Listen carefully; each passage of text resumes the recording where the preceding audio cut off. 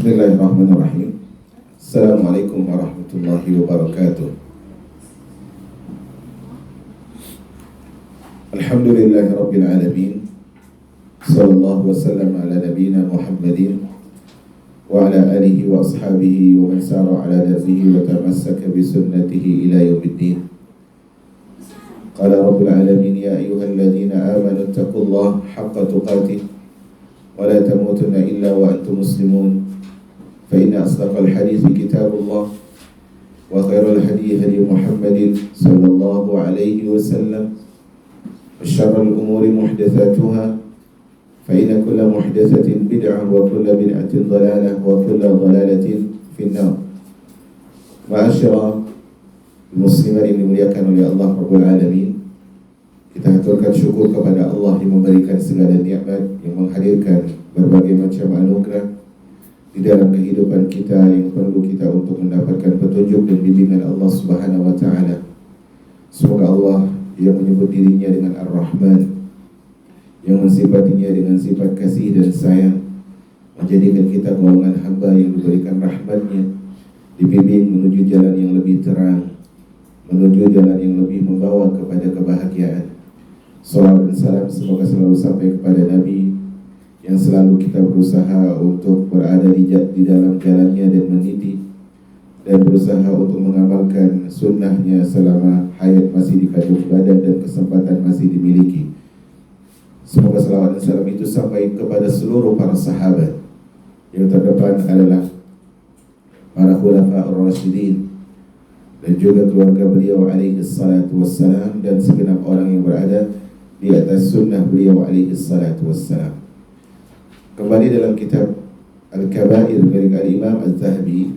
Hari ini kita masuk Al-Kabiratu At-Tasi'ah, yaitu dosa besar yang ke-9, yaitu Al-Kadhibu ala Nabi sallallahu alaihi wasallam, berdusta atas nama Nabi sallallahu alaihi wasallam.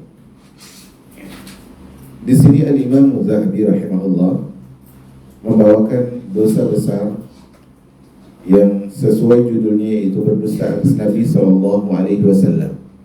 Padahal nantinya di poin-poin berikut beliau akan membawakan juga termasuk dosa besar adalah berdusta. Tetapi di sini beliau kedepankan pembahasan berdusta atas Nabi sallallahu alaihi wasallam. Dikarenakan selain berbohong itu, berdusta itu adalah dosa di sisi Allah Subhanahu wa taala. Kalaulah kedustaan itu membawa nama manusia yang paling mulia, membawa nama Nabi Muhammad sallallahu alaihi wasallam, maka dosa kedustaan itu tentulah lebih besar di sisi Allah Subhanahu wa taala. Karena itu seorang yang berdusta atas nama Nabi sallallahu alaihi wasallam, dia meraih dosa yang lebih besar daripada sekedar kedustaan. Dikarenakan dosa kepada Nabi, berdusta atas Nabi SAW itu adalah sesuatu yang membawa nama agama. Makanya berdusta atas Nabi SAW termasuk satu di antara sekian banyak dosa besar, dan dia termasuk dosa besar yang sangat besar di sisi Allah Subhanahu wa taala.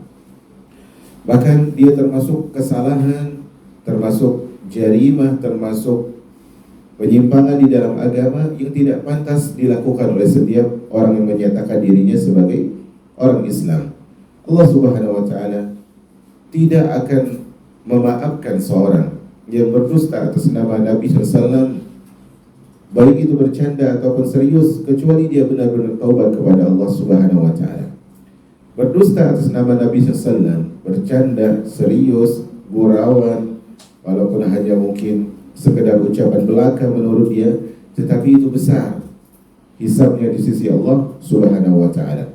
Karena itu kebaikan niat seorang hamba ketika dia membawakan kedustaan atas nama Nabi SAW itu tidak cukup menjadikan dia dimaafkan oleh Allah Subhanahu wa taala ketika dia berdusta membawa nama nabinya alaihi assalatu wassalam di dalam mimbar-mimbar, di atas kursi-kursi pengajian atau di halaqah ilmu, walaupun tujuannya adalah untuk memotivasi manusia, maka seorang hamba tidak pantas berdusta membawa Nabi alaihi salatu wassalam atau membawa nama nabinya alaihi assalatu wassalam.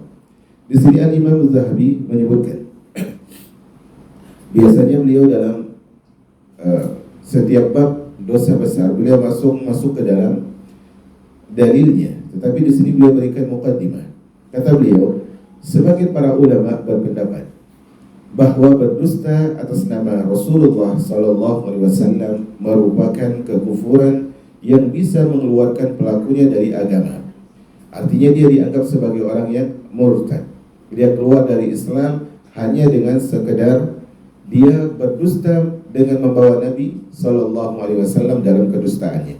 Ini kata beliau pendapat sebagian para ulama. Kemudian beliau memberikan sebuah penjelasan. Kata beliau, tidak diragukan lagi bahwa segala kedustaan atas nama Allah dan Rasulnya untuk menghalalkan sesuatu yang haram dan mengharamkan sesuatu yang halal merupakan kekufuran murni. Dalam hal ini yang akan dibahas adalah bentuk berdusta di luar hal tersebut. Artinya di sini beliau ingin menyebutkan bahwasanya dusta atas nama Nabi SAW itu ada dua. Dusta atas nama Nabi SAW itu ada dua keadaan dan dua hukumnya. Yang pertama adalah dusta atas nama Nabi SAW dengan konsekuensi menghalalkan yang haram dan mengharamkan yang halal. Berdusta atas nama Nabi SAW dengan konsekuensi menghalalkan yang haram dan mengharamkan yang halal, maka ini hukumnya adalah kekufuran. Pelakunya bisa keluar dari agama Allah Subhanahu wa taala. Karena itu Allah Subhanahu wa taala mengatakan, wala taqulu lima tasifu alsinatukum hadza halalun aw hadza haram. Janganlah kalian mengucapkan sesuatu yang dengan gampangnya kalian mengatakan ini halal, ini haram. Atau dalam ayat lain Allah mengatakan, am lahum syuraka'u syara'u lahum minad dini ma lam ya'zan bihillah. Apakah mereka memiliki sekutu-sekutu yang sekutu tersebut mensyariatkan dalam urusan agama sesuatu yang tidak pernah diizinkan oleh Allah Subhanahu wa taala? Ketika seorang membawa nama Nabi, dia mengatakan ini sabda Nabi SAW, ini hadis Nabi SAW, Nabi memerintahkan ini, Nabi mengharamkan ini, menghalalkan ini. Konsekuensinya membangun hukum. Artinya dengan kedustaan tersebut yang dia membawa nama Nabi SAW, orang akan menganggap hukum ini haram, hukum ini halal. Maka itu adalah sesuatu yang bisa mengeluarkan dia dari Islam. Kedustaan yang kedua yang membawa nama Nabi SAW adalah kedustaan yang membawa nama Nabi namun dalam hal motivasi beribadah. Dalam hal motivasi beribadah, maka hal ini dosanya adalah dosa besar. Dia adalah dosa besar, dan dosa ini bukan sembarang dosa besar, tapi dia adalah dosa besar yang sangat hina di sisi Allah Subhanahu wa taala. Bagaimana mungkin manusia yang paling jujur dibawakan namanya di dalam kedustaan? Maka hal ini harus diperhatikan setiap orang-orang yang membawa nama Nabi SAW di dalam ucapannya. Rasulullah SAW bersabda, di sini beliau membawakan sebuah hadis yang diriwayatkan oleh Al-Imam Al-Bukhari dan juga Al-Imam Muslim. Nabi SAW bersabda, inna kadhiban alayya laisa ka kadhibin ala ghairi. Sesungguhnya berdusta atas namaku itu tidak sama dengan berdusta atas nama selainku. Kata beliau, man kadzaba alayya muta'ammidan, atau dalam riwayat lain, man kadzaba alayya 'amidan falyatabawwa maq'aduhu minan nar. Siapa yang berdusta atas namaku dengan sengaja, maka berarti dia telah menempah tempat duduknya di neraka. Subhanallah. Falyatabawwa, dia sudah pesan itu tempat duduknya di neraka Allah Subhanahu wa taala. Ini kenapa disebut dengan falyatabawwa? Dia sudah menempah tempat duduknya di neraka Allah Subhanahu wa taala karena kelancangan dia mengambil mencatok dan membawa nama Nabi sallallahu alaihi wasallam dalam kedustaan dia. Dan ingat tadi kita sebutkan di awal, kedustaan membawa nama Nabi sallallahu alaihi wasallam itu adalah kedustaan yang konsekuensinya apa? Berkaitan dengan urusan agama. berkaitan dengan urusan agama. Sementara urusan agama adalah urusan suka, tidak suka, atau urusan wahyu. Dia urusan wahyu. Seorang hamba tidak boleh mengucapkan ini dari nabinya atau ini dari Allah, lebih parah lagi, kecuali hal itu adalah didukung oleh wahyu Allah Subhanahu wa ta'ala. Makanya Nabi SAW sebutkan, siapa yang berdusta di atasku, sesungguhnya orang yang berdusta di atas agama ini menggunakan namaku tidak sama dosanya seperti berdusta dengan membawa nama selainku.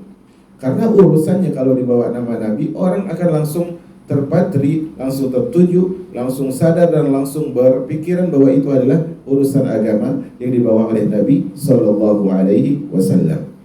Makanya masyarakat muslimat yang dirahmati oleh Allah Subhanahu Wa Taala, tadi kita sebutkan tidak cukup baiknya niat seseorang. Dia mengatakan saya sampaikan ini, okelah ini bukan sabda Nabi, tapi saya bawa nama Nabi agar orang taat beribadah, agar orang semangat beribadah. Kita katakan kebaikan niat tidak bisa menjadikan sesuatu yang salah menjadi benar. Itu harus kita catat dalam kehidupan kita. Sesuatu yang salah tidak bisa menjadi benar hanya karena baiknya niat. Maka kebaikan niat itu harus beriringan dengan baiknya amalan yang dilakukan oleh seorang hamba. Karena itu seorang harus mengerti bahwasanya urusan berdusta atas nama Nabi SAW adalah urusan yang paling rawan dalam agama Allah Subhanahu wa taala. Maka ini adalah urusan agama Allah Subhanahu wa taala yang Allah Subhanahu wa taala tidak akan meridhoi seorang hamba ketika dia membawa nama nabinya sallallahu alaihi wasallam di dalam kedustaan. Makanya ketika Abdullah Ibnu Mas'ud radhiyallahu anhu dalam hadis Bukhari dan Muslim membawakan hadis tentang tahapan penciptaan manusia, yang mana 40 hari pertama nutfah, kemudian 40 hari kedua segumpal darah, 40 hari kedua segumpal daging. Apa kata Abdullah bin Mas'ud radhiyallahu anhu? Haddatsana Rasulullah sallallahu alaihi wasallam wa huwa shadiqul masduq. Rasulullah SAW bersabda, dan beliau adalah as-sadiq, seorang yang sangat jujur, wal masduq, dan orang percaya bahwa beliau adalah sangat jujur. Nah, seorang hamba yang memiliki kriteria sifat jujur dan dipercayai oleh orang banyak, apakah pantas namanya diambil, digunakan untuk perkara-perkara yang itu adalah kedustaan di atas nama beliau alaihi salatu wassalam? Maka beliau adalah hamba yang benar, hamba yang jujur, dan beliau sallallahu alaihi wasallam tidak butuh namanya tersebut digunakan di dalam kedustaan hanya untuk memotivasi manusia.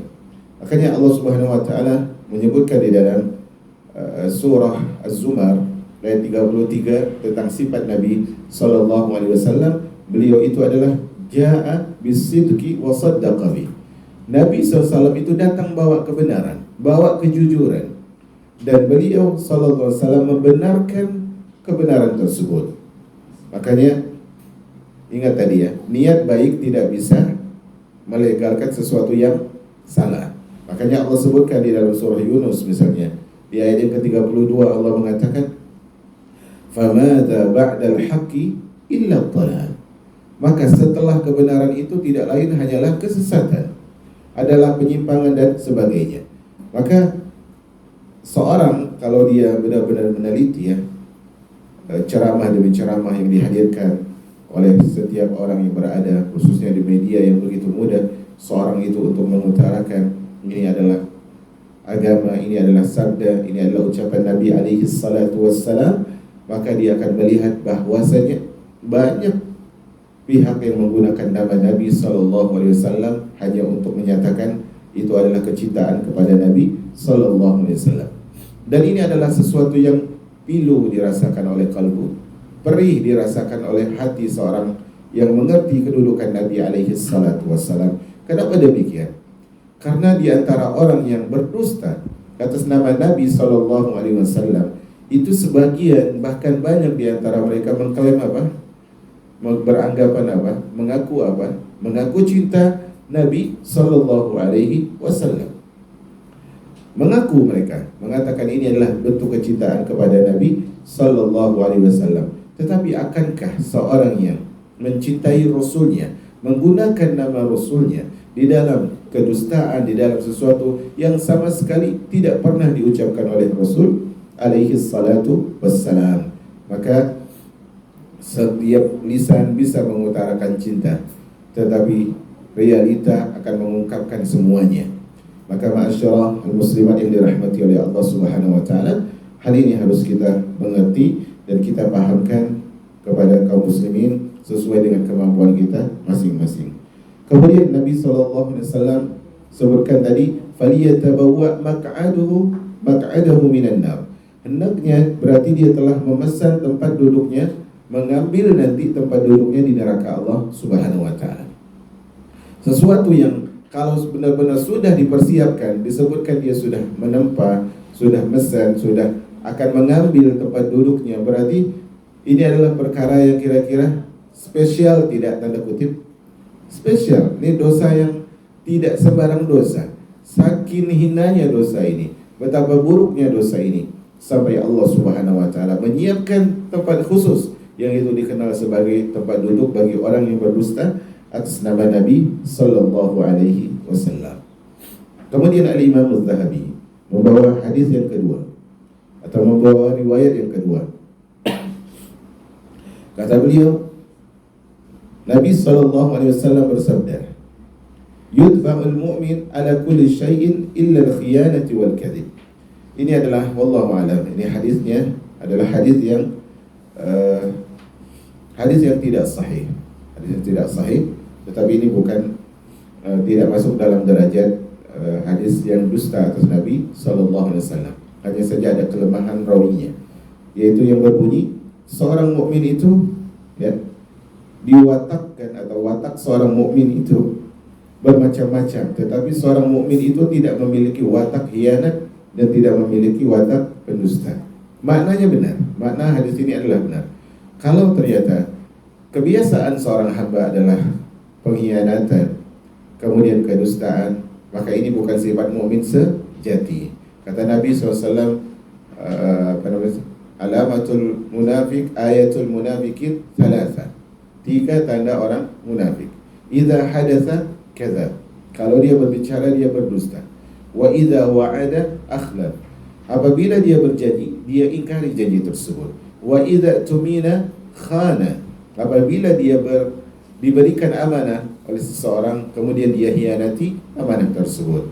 Tapi wallahu a'lam, sebagaimana yang kita coba cek, hadis ini adalah hadis yang tidak sahih, wallahu a'lam bishawab.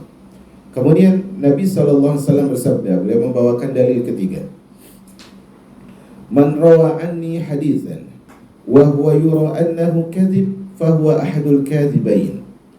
Siapa yang meriwayatkan sebuah hadis dariku dan dia mengetahui bahwa hadis tersebut adalah hadis yang didustakan atas namaku, maka berarti dia termasuk salah satu di antara 2 pendusta, atau salah satu di antara para pendusta. Itu bisa dibaca ahadul kadhibain atau ahadu al-kadhibin.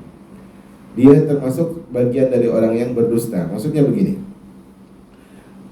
ada seorang menyampaikan hadis palsu atas nama Nabi sallallahu alaihi wasallam. Kemudian orang yang mendengar ini tahu bahwa itu hadis palsu. Dia mungkin tidak mengamalkan hadis itu. Mungkin dia tidak menjadikan hadis itu sebagai motivasi dia untuk beramal karena dia tahu hadis itu hadis yang palsu. Tetapi ketika hadis tersebut ternyata dimuatkan oleh dia di dalam bukunya, disalin di dalam tulisannya, kemudian orang membaca atau dia sampaikan hadis tersebut tanpa menjelaskan bahwa itu hadis palsu, maka dia termasuk di dalam orang yang berdusta. Artinya begini, rumusnya adalah siapapun yang masuk di dalam kedustaan, walaupun dia adalah bukan orang yang pertama berdusta, dia termasuk disebut sebagai pendusta. Kayak kemarin dalam masalah dosa riba. Orang yang transaksi riba, di antara yang dilaknat oleh Allah adalah siapa? Penulisnya, sekretarisnya. Kemudian apa? Saksinya. Apakah mereka langsung muamalah langsung dengan harta itu? Mereka tidak. Atau mungkin yang yang diharamkan oleh para ulama adalah orang yang menjaga tempat di situ ada transaksi riba, seperti security-nya, seperti tukang bersihnya dan sebagainya. Mereka termasuk mendapatkan hasil dari perkara yang haram. Kenapa? Apakah mereka yang langsung transaksi antara dua pihak? Tidak. Karena mereka masuk golongan yang tidak diridhoi oleh Allah, maka mereka termasuk orang yang mendapatkan efek dari hal itu. Sama seorang membawakan sesuatu, dia tahu ini dusta, tapi dia tetap bawakan.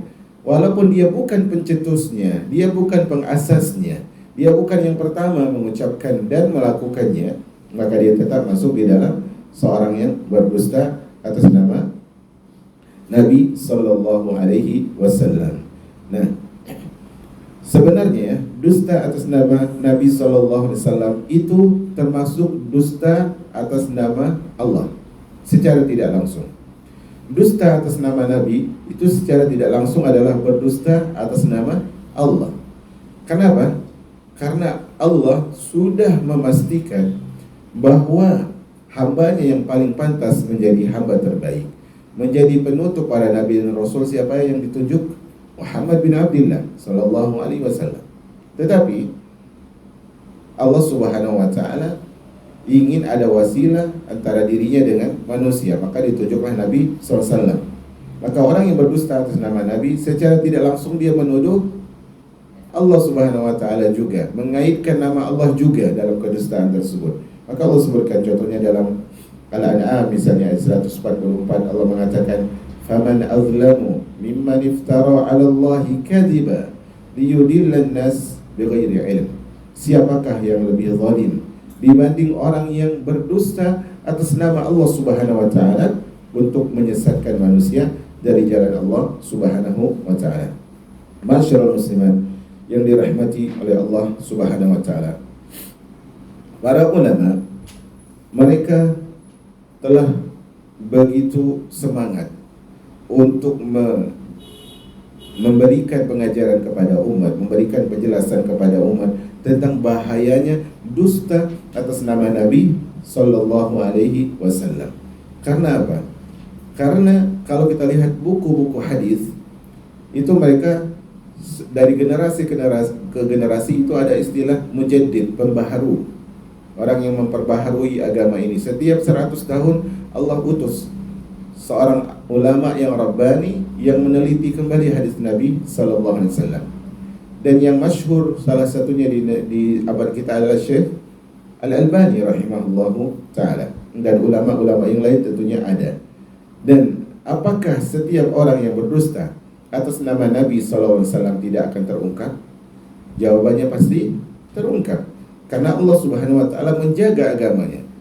Banyak ayat Allah Subhanahu wa taala menyebutkan dia menjaga agamanya, di antaranya surah Al-Hijr ayat yang ke-9 Allah sebutkan, "Inna nahnu nazzalna dzikra wa inna lahu lahafizun." Sesungguhnya kamilah yang menjaga, menurunkan az-zikr, yaitu wahyu yang Allah turunkan. Wa inna lahu lahafizun. Kami yang menurunkan, kami yang menjaga. Ketika Allah sudah menjaga seorang tersebut, pastilah tidak bisa mengganggu agama Allah itu. Kalau dia sudah tahu bahwa dia tidak bisa mengganggu agama Allah karena Allah sudah jaga agama itu, maka dia harus takut ketika berdusta membawa nama Nabi Sallallahu Alaihi Wasallam. Makanya ma'asyiral muslimat yang dirahmati oleh Allah Subhanahu wa taala, dalil-dalil yang membawa tentang ancaman terhadap orang yang berdusta atas nama Nabi sallallahu alaihi wasallam itu adalah sangat banyak di sisi Allah Subhanahu wa taala, besar dosanya. Di antara hadis tambahan adalah hadis riwayat Imam Bukhari yang diriwayatkan dari Wa'ilah bin Al-Ashqa radhiyallahu anhu. Dia mengatakan bahwa Rasulullah sallallahu alaihi wasallam bersabda, "Inna min a'zamil firya an yadda'i ar-rajulu ila ghairi abihi aw yarwi aw yuri 'ainahu ma lam tara am yaqula 'ala Rasulillah sallallahu alaihi wasallam ma lam yaqul." Di antara dosa yang sangat besar adalah pertama, seorang menisbatkan dirinya kepada selain ayahnya. Dia anak orang lain tetapi dia binkan dirinya kepada orang lain. Itu dosanya besar. Kemudian di antaranya adalah dia mengaku melihat sesuatu, membuat pengakuan dia melihat sesuatu kejadian padahal dia tidak pernah melihatnya. Ini dosanya besar. Kemudian yang ketiga adalah seorang mengatakan ini adalah sabda Rasul, ini hadis Rasul, padahal apa? Padahal Rasulullah sallallahu alaihi wasallam tidak pernah melakukan hal itu. Maka hal ini harus dicerna oleh setiap orang yang benar-benar berusaha untuk menempuh jalan keselamatan. Subhanallah. Nabi sallallahu alaihi wasallam sudah begitu baik cara dakwahnya. Nabi sallallahu alaihi wasallam menyampaikan syariatnya dengan begitu sempurna. Makanya disebutkan ballaghur risalah. Beliau telah sampaikan risalah yang Allah suruh. Wa addal amanah, telah menunaikan amanah untuk menyampaikan dakwah ini kepada umat. Kemudian apa? Wa nasahal ummah. Beliau telah memberikan nasihat terbaik kepada umat. Wa jahada fillahi haqqa jihadi. Telah berjihad dengan jihad yang paling maksimal, jihad yang paling baik di jalan Allah Subhanahu wa taala. Nabi SAW mengajarkan cara berdakwah.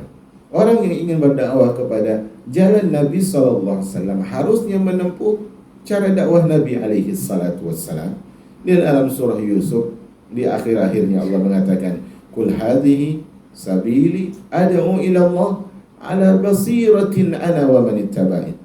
Ana wa man ittaba'ani. Qul hadhihi sabili ad'u ila Allah ala basiratin ana wa man ittaba'ani. Katakan wahai Rasul, sesungguhnya ini adalah jalanku. Sesungguhnya ini adalah jalanku. Aku menyeru kepada Allah Subhanahu wa taala atas dasar ilmu. Demikian juga orang yang mengikuti jalanku, mereka berdakwah di atas dasar ilmu. Jadi berdakwah di atas kedustaan, terkhusus membawa nama Nabi sallallahu alaihi wasallam, ini adalah perkara yang jauh dari tuntunan Nabi sallallahu alaihi wasallam. Wa khairul hadi hadiyu Muhammadin sallallahu alaihi wasallam. Dan sebaik-baik contoh dan tauladan adalah contoh dan ketauladanan yang dibawa oleh Nabi sallallahu alaihi wasallam. Makanya ketika seorang tidak mampu untuk berdakwah dengan menyertakan dalil, maka sebaiknya dia tidak menyertakan dalil. Cukup dia berikan ucapan ini, ucapan itu. Dikhawatirkan, ya, makanya di antara kitab yang banyak dikritik oleh para ulama adalah kitab Fadail A'mal yang sering dibawa oleh sebagian kelompok. Di antaranya adalah kitab yang dikritik oleh ulama hadis adalah kitab Ihya Ulumuddin bilik Al-Imam Al-Ghazali rahimahullah. Tetapi tentunya beliau di ujung hayatnya beliau berusaha untuk taubat. Beliau sempat di ujung ayatnya beliau memegang Sahih Bukhari, menandakan beliau ingin lebih paham, lebih dekat kepada hadis yang sahih. Artinya siapa yang ingin membaca kitab Ihya Ulumuddin, maka dia baca kitab yang sudah ditahqiq, sudah diteliti oleh para ulama hadis. Karena di situ sesuai dengan ilmu yang dimiliki oleh ulama hadis, banyak hadis-hadis yang tidak valid yang dibawa atas nama Nabi sallallahu alaihi wasallam, dan tentunya maksud beliau insyaallah azza wajalla adalah bukan untuk berdusta atas nama Nabi sallallahu alaihi wasallam. Ini adalah dosa ke-9, dosa besar ke-9 yang dimuatkan oleh Al-Imam Az-Zahabi di dalam kitab Al-Kabair milik beliau rahimahullah. Kita ambil dosa besar yang ke-10. Dosa besar yang ke-10 yaitu membatalkan puasa di siang Ramadan tanpa ada uzur, tanpa ada alasan yang syar'i. Dan kita ketahui ma'asyara al-muslimat yang dirahmati oleh Allah Subhanahu wa taala, urusan puasa Ramadan itu besar kedudukannya di hadapan dan di hati kaum muslimin. Hal itu adalah terbukti dengan kaum muslimin begitu semangat melaksanakan puasa Ramadan minimal kapan? Awal-awalnya. Artinya mereka punya rasa bahwa bulan Ramadan itu rasanya berbeda. Suasananya itu adalah suasana yang istimewa. Karena itu ketika seorang melakukan pelanggaran, dia berbuka atau tidak puasa di siang Ramadan tanpa rukhsah, tanpa keringanan, tanpa uzur yang diperbolehkan oleh agama, maka itu adalah sesuatu yang besar kejahatannya di hadapan Allah Subhanahu wa taala. Di sini beliau membawakan sebuah riwayat Dan di ujungnya beliau sebutkan hadis ini adalah hadis yang tidak kuat. Dia mengatakan, man aftara yawman min Ramadan min ghairi uzrin wala rukhsatin lam yaqdihi saumud dahri wala samahu. Siapa yang membatalkan puasa Ramadan, artinya tadinya dia puasa kemudian dia batalkan tanpa uzur, tanpa alasan yang syar'i, tanpa ada keringanan rukhsah dari Allah Subhanahu wa taala, maka dia tidak bisa membayar, artinya tidak bisa mengqadanya walaupun dia puasa sepanjang tahun. Kembali beliau sebutkan hadis ini adalah hadis yang tidak kuat, hadis yang tidak sahih atau hujah yang tidak kuat dari segi sanad bila dinisbatkan kepada Nabi SAW. Tetapi walaupun hadis ini adalah hadis yang tidak kuat, sesuai dengan keterangan penulis dan pentahqiq adalah bahwasanya hadis ini secara makna masuk, artinya hadis ini bisa benar kalau kita lihat kepada dalil-dalil yang umum. Contohnya ucapan Nabi SAW dalam hadis yang diriwayatkan oleh Imam Muslim dari Ummul Mukminin Aisyah radhiyallahu taala anha. Nabi SAW mengatakan, man amila amalan laisa alaihi amruna fahuwa raddun. Siapa yang melakukan amalan yang tidak ada contohnya amalan itu dari syariat Nabi, maka amalan itu tertolak. Tadi hadis yang tidak valid ini atau hadis yang tidak kuat ini, kata Imam Zahabi menilai hadis ini tidak kuat. Siapa yang membatalkan puasanya di hari Ramadan tanpa uzur, walaupun puasanya sepanjang tahun sebagai penggantinya, diterima atau tidak? Tidak. Dalil tadi yang umum, hadis Aisyah riwayat Imam Muslim, menegaskan hal itu, artinya sebagai penguat secara dalil umum. Artinya gini, ada seorang, dia masuk bulan Ramadan, sementara dia termasuk salah satu orang yang diwajibkan untuk berpuasa Ramadan, tetapi dia tidak puasa Ramadan dengan sengaja, tanpa uzur, tanpa ada alasan yang syar'i. Kemudian dia berkatakan dalam hatinya, nanti saya puasa setelah Ramadan saja. Diterima tidak amalannya? Tidak, amalannya tidak diterima. Walaupun dia menggantinya dengan begitu semangat, menurut dia itu adalah keikhlasan. Kenapa? Ramadan puasanya wajib sesuai dengan bulannya. Kalau dia meninggalkan puasa di bulan Ramadan, dia ubah 29 atau 30 hari yang wajib puasa itu di bulan yang lain tanpa uzur, maka amalannya tertolak. Maka hal ini adalah harus diperhatikan. Makanya sebagian para ulama juga mengatakan bahwa saja siapa yang meninggalkan salat dengan sengaja, kemudian dia ingin bertaubat, maka dia tidak bisa tidak bisa mengqadha puasa itu. Siapa yang meninggalkan salat dengan sengaja kemudian dia bertaubat, maka di antara cara taubatnya tidak bisa dengan mengganti salat yang ditinggalkan. Karena salat ada waktunya, kan begitu. Salat hari ini ada waktunya, salat zuhur ada waktunya di hari tersendiri, salat subuh ada waktunya di hari yang tersendiri. Kalau sudah masuk hari berbeda, ada kisah berbeda tidak dalam salat itu? Kisahnya berbeda. Salat hari ini beda dengan salat yang kemarin walaupun sama-sama zuhur, sama-sama asar. Artinya hari ini ada salatnya, besok ada salatnya. Kalaupun dia mau bertaubat, kata sebagian para ulama, adalah dia jangan tinggalkan salat lagi, kemudian dia perbanyak salat sunnahnya. Karena kalau dia mengqadha salat yang wajib, waktunya sudah berbeda. Itu menurut sebagian para ulama. Nah, zoomnya putus. Iya. Nah, Belum dipakai tuh, Ustaz. oh gitu. Karena itu lagi nyala. Nah, kita baca dalil selanjutnya, yaitu dalil yang sahih, dan ini adalah dalil yang sahih dari hadis Al-Imam Muslim rahimahullahu azza wa jalla, dan hadis ini juga diriwayatkan oleh Al-Imam Tirmidzi dengan sedikit perbedaan lafaz. Kata Nabi SAW, as-salawatul khams wal jum'atu ila al-jum'ah wa ramadanun ila ramadan mukaffaratun lima bainahun mastunibatil kabair. Sesungguhnya salat yang satu ke salat yang berikutnya, zuhur ke asar, asar ke maghrib, maghrib ke isya, isya ke subuh, antara dua salat, dan Jumat yang satu ke Jumat berikutnya, berarti sepekan, ini jaraknya. Ramadan ila Ramadan, berarti berapa lama? 1 tahun. Kafaratun lima bainahun mastunibatil kabair. Jarak antara Ramadan ke Ramadan, ini pembahasan kita ya, itu akan menghapuskan dosa-dosa kecil. Dengan syarat dosa besar apa? Dijauhi. Maka di sini menunjukkan bahwasanya ibadah puasa Ramadan adalah ibadah yang besar di sisi Allah Subhanahu wa taala. Buktinya apa? Dia mampu menghapus dosa-dosa selama setahun. Dan dosa yang dihapus itu adalah dosa kecil, ini catatannya. Dosa yang dihapus adalah dosa kecil dengan syarat, apa syaratnya? Jauhi dosa besar. Maka hal ini harus diperhatikan oleh umat. Amalan yang begitu besar bisa menghapuskan dosa selama 1 tahun, Ramadan yang satu ke Ramadan yang lain, yang bisa menghapuskan dosa-dosa kecil yang banyak dalam lembaran hidup manusia. Maka akankah amalan yang begitu luar biasa ini ditinggalkan oleh seorang hamba hanya karena mungkin dia tidak terbiasa dengan ibadah puasa? Dia harus ingat, ini puasanya berbeda dengan puasa yang lain. Ini adalah puasa Ramadan. Yang siapa tidak melakukan ibadah puasa Ramadan, maka berarti dia telah mencacatkan sesuatu yang sempurna dari agama Allah Subhanahu wa taala. Hal itu terbukti dengan hadis berikutnya.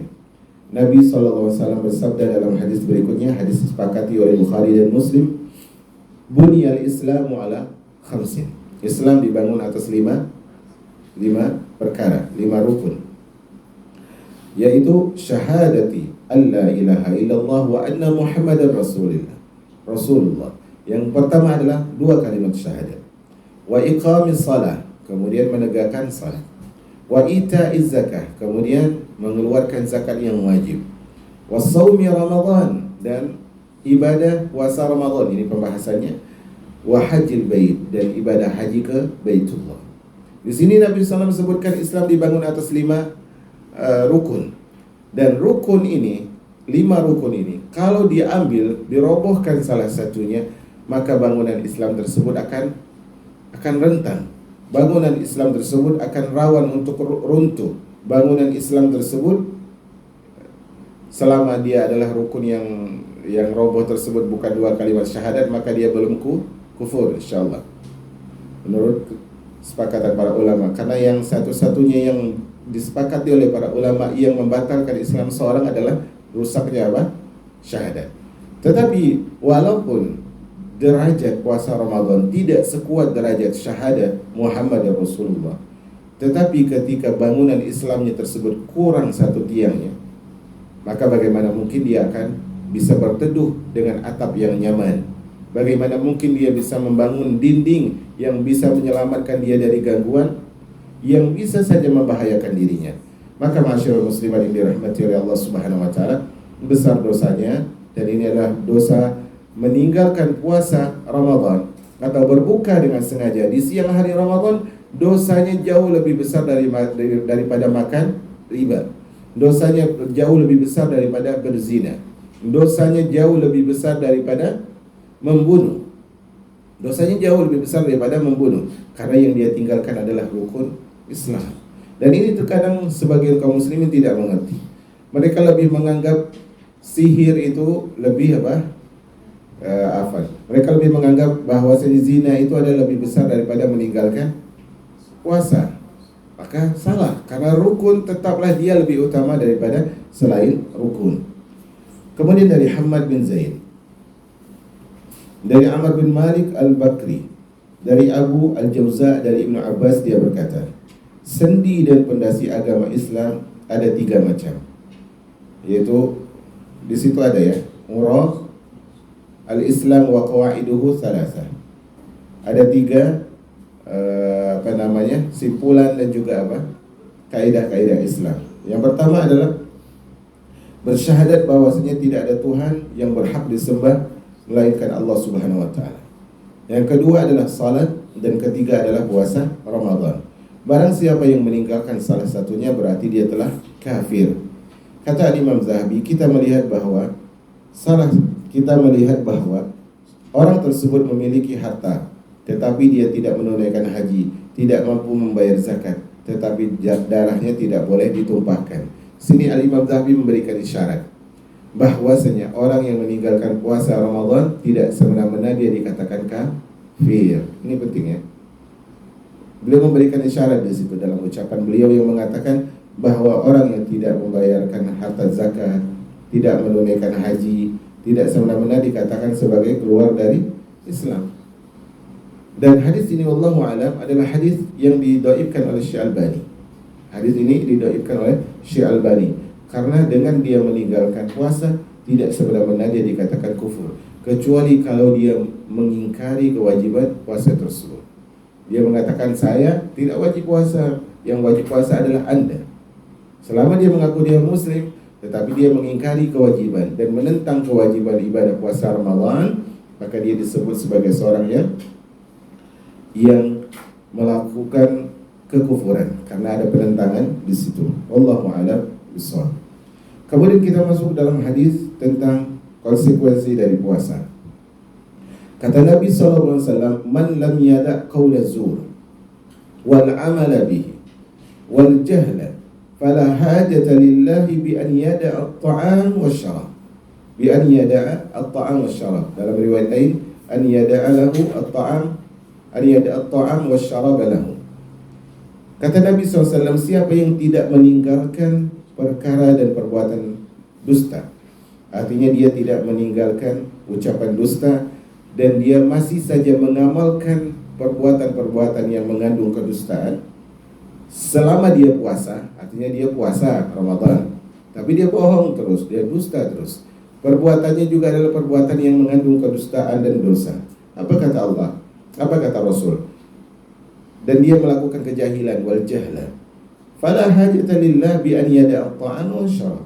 Allah Subhanahu wa taala tidak butuh, tidak memiliki keperluan kepada sikap hamba itu yang dia tadi meninggalkan makan dan minum. Orang puasa diantaranya meninggalkan makan dan minum. Tetapi perbuatan dia menahan diri dari makan dan minum itu tidak dianggap oleh Allah Subhanahu wa taala karena dia masih mengkonsumsi apa sebagai makanannya? Ucapan dusta. Oke, dia nggak makan nasi, dia nggak makan makanan, dia nggak minum minuman, tetapi dia mengunyah apa? Kedustaan. Dia melakukan meminum dari minuman yang itu disebut dengan perbuatan dusta. Artinya apa? Nggak dapat pahala, nggak dapat pahala dia. Dia cuma dapat sebagaimana sabda Nabi alaihi salatu wassalam, rubba sa'imin hazzuhu min siyami al-ju' wal 'atas. Betapa banyak orang yang puasa, kata Nabi SAW, tetapi yang dia dapatkan dari ibadah puasanya tersebut cuma haus dan lapar saja. Cuma lapar dan dahaga saja yang dia dapat. Al-ju' wal 'atas.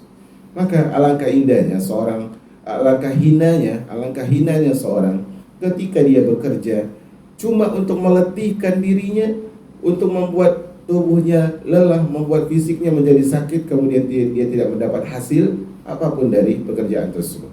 Merugilah dia. Apalagi ketika dia kembali kepada Allah Subhanahu wa taala, yang diharapkan dia mendapatkan pahala, mendapatkan balasan dari amalan, ternyata dia mendapatkan hanya letih. Allah sebutkan di dalam apa? Surah Al-Ghasyiyah, hal ataka hadithu Al-Ghasyiyah. Tidakkah datang kepadamu berita tentang Al-Ghasyiyah? Wujuhu yawma idzin khasyiah.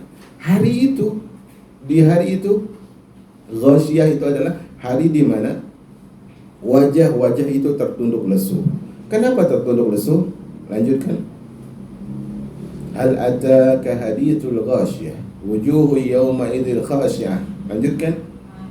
Amilatun nasibah. Amilatun nasibah. Kenapa wajah ini tertunduk lesu? Karena dia beramal di dunia tetapi dia enggak dapat balasan di akhirat. Capek. Kalau kita harus memikul beban batu di tas kita, di ransel kita, untuk apa kita bawa sejauh-jauhnya? Kalau itu cuma memberatkan kehidupan kita, meletihkan jiwa kita, memenatkan raga kita, maka di hari kiamat ada wajah-wajah tertunduk lesu karena kerjaannya nggak ada hasil. Letih, payah, lelah, yang dia berharap itu dapat balasan dari Allah, tetapi itu adalah ibarat dia mengisi embernya yang bocor. Dia mengira ada airnya, tetapi ternyata dia tertipu dengan semua itu. Maka semoga Allah Subhanahu wa taala selamatkan kaum muslimin dan kita khususnya dari perkara itu. Nabi SAW bersabda lagi, raghima anfun Raghima anfu imri'in adraka syahra Ramadan falam yughfar lahu. Celakalah seorang hamba, dia mendapati bulan Ramadan. Ramadan bertemu dengan dia bertemu dengan Ramadan. Kemudian setelah Ramadan itu berlalu, ternyata dosanya tidak diampuni oleh Allah Subhanahu wa taala. Bukankah setiap harinya, setiap malamnya Allah Subhanahu wa taala mengampuni, memerdekakan penduduk neraka? Bukankah di Ramadan Allah Subhanahu wa taala hadirkan ibadah yang sangat luar biasa? Kata Nabi sallallahu alaihi wasallam, "Man shoma Ramadan imanan wa ihtisaban ghufira lahu ma taqaddama min dhanbi." Siapa yang puasa Ramadan dengan iman dan berharap pahala, Allah ampuni dosanya telah lalu. Itu puasanya. Kemudian qiyam tarawihnya, "Man qama Ramadan imanan wa ihtisaban ghufira lahu ma taqaddama min dhanbi." Siapa yang melakukan tarawih di bulan Ramadan dengan iman dan berharap pahala dari Allah, Allah ampuni dosanya telah lalu. Kemudian ada malam yang lebih baik daripada 1000 bulan, Lailatul Qadar. Ketika ternyata di bulan Ramadan ada Lailatul Qadar, ada Lailatul Qadar yang lebih baik daripada 1000 bulan, seorang hamba tidak diampuni dosanya oleh Allah Subhanahu wa taala. Maka hamba seperti apakah ini? Betapa hina dia di hadapan Allah Subhanahu wa taala. Dia diharamkan dari kebaikan oleh Allah Subhanahu wa taala. Maka ma'asyiral ummah yang dirahmati oleh Allah Subhanahu wa taala, dalam urusan ini kita harus ingat, dalam urusan Ramadan, ending dari Ramadan adalah agar kita menjadi hamba yang paling mulia di sisi Allah Subhanahu wa taala. Allah sebutkan, "Ya ayyuhalladzina amanu kutiba alaikumusiyam kama kutiba alal ladzina min qablikum la'allakum tattaqun." Wahai orang-orang beriman, diwajibkan kepada kalian ibadah puasa yang juga dulu pernah diwajibkan kepada orang-orang sebelum kalian. Tujuannya apa?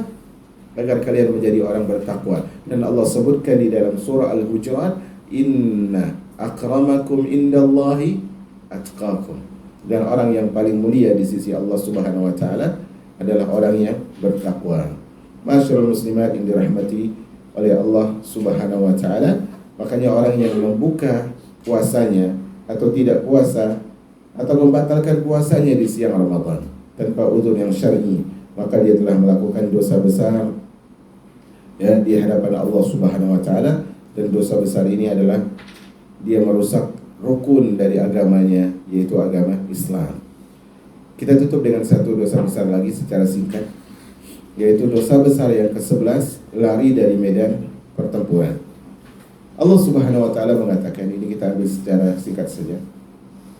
Allah mengatakan di dalam surah Al-Anfal ayat 15 dan juga ayat 16. Allah mengatakan,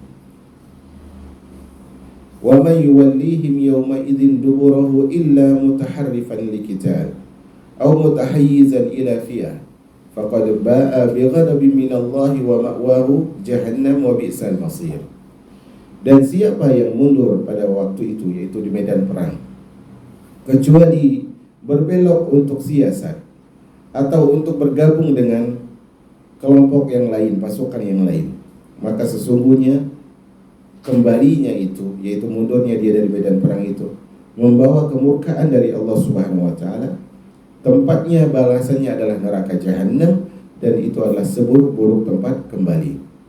Masyaallah muslimat yang dirahmati oleh Allah Subhanahu wa taala, di antara dosa yang sangat besar yang dilakukan oleh seorang hamba adalah ketika dia keluar di jalan Allah, berjihad di medan laga, berperang melawan musuh Allah Subhanahu wa taala dengan senjatanya. Kemudian ketika dua pasukan, antara pasukan kaum muslimin dan pasukan musuh bertemu, kemudian dia mundur, maka itu dosa besar di hadapan Allah Subhanahu wa taala.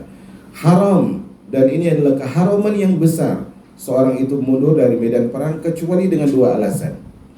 Mundur, berpaling dari medan perang itu hanya diperbolehkan dengan dua alasan. Alasan pertama adalah mundur dalam bentuk siasat. Artinya mereka sudah bertemu dengan pasukan musuh, saling lari berhadapan, kemudian tiba-tiba pasukan mundur untuk mengelabui musuh misalnya, untuk membuat siasat, menerapkan taktik perang yang telah ditetapkan oleh panglima perang. Maka hal itu tidak masalah, karena mundurnya dia adalah untuk siasat. Alasan kedua yang diperbolehkan adalah dia mundur karena saat itu dia melihat pasukan saat ini di sisi ini misalnya, dia misalnya di posisi sayap atau posisi tengah, kayaknya kalau bertahan akan musnah pasukan ini. Maka dia mundur tujuannya untuk bergabung. Itu alasan kedua, untuk bergabung. Maka itu dia keluar dari keharaman. Karena tujuannya adalah untuk menguatkan pasukan dari sisi yang berbeda. Secara garis besar adalah bahwasanya mundur di medan perang tersebut haram kecuali untuk kemaslahatan perang itu sendiri. Untuk kemaslahatan perang itu sendiri. Dan di sini Allah sebutkan, siapa yang mundur dari medan perang tanpa alasan yang syar'i, balasannya apa? Allah mengatakan bighadab minallah, bighadabin minallah. Allah murka. Di dunia sudah dapat murka Allah Subhanahu wa taala. Dia sudah mendapatkan amarah yang besar dari pencipta langit dan bumi.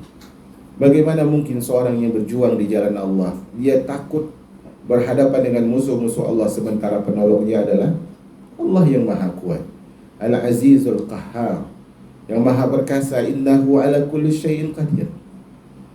Ketika dia berada di medan perang, harusnya dia yakin Allah Subhanahu wa taala pasti akan menolongnya. Kemudian balasannya di akhirat apa? Jahannam. Balasannya di akhirat adalah neraka Jahannam, dan itu adalah seburuk-buruk tempat kembali. Dan Nabi SAW bersabda, istadibu sab'al mubiqat, jauhilah oleh kalian 7 perkara yang membinasakan. Di antaranya adalah Nabi SAW menyebutkan at-tawalli yaumaz zahab, yaitu lari dari pertempuran. Dia mundur dari pertempuran dengan tanpa alasan atau tanpa salah satu dari 2 alasan tadi, maka dia termasuk orang yang melakukan dosa yang menghancurkan dirinya. Menghancurkan dirinya di dunia, menghancurkan dirinya di barzakh, dan menghancurkan dirinya di alam akhirat, di neraka Allah Subhanahu wa taala. Kenapa demikian? Kenapa hal ini termasuk dosa besar? Karena dia tidak ikut perang, itu jauh lebih baik daripada dia ikut perang kemudian mundur. Kalau dari awal dia tidak ikut perang, itu tidak berpengaruh kepada mental kaum muslimin yang berada di saf perperangan.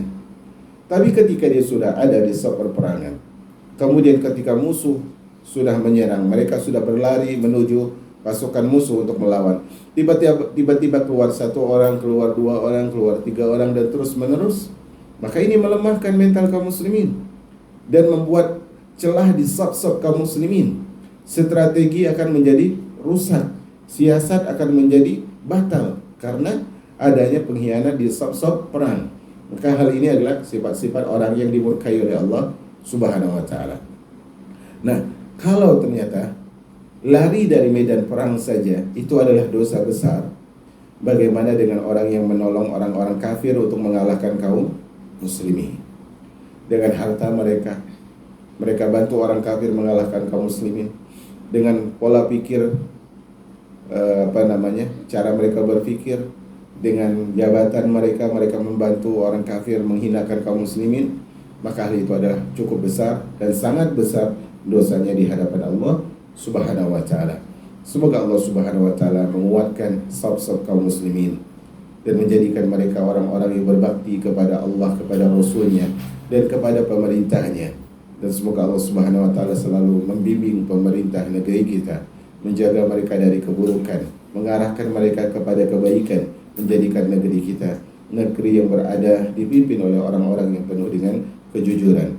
Wassallallahu ala nabiyyina Muhammad walhamdulillahi rabbil alamin.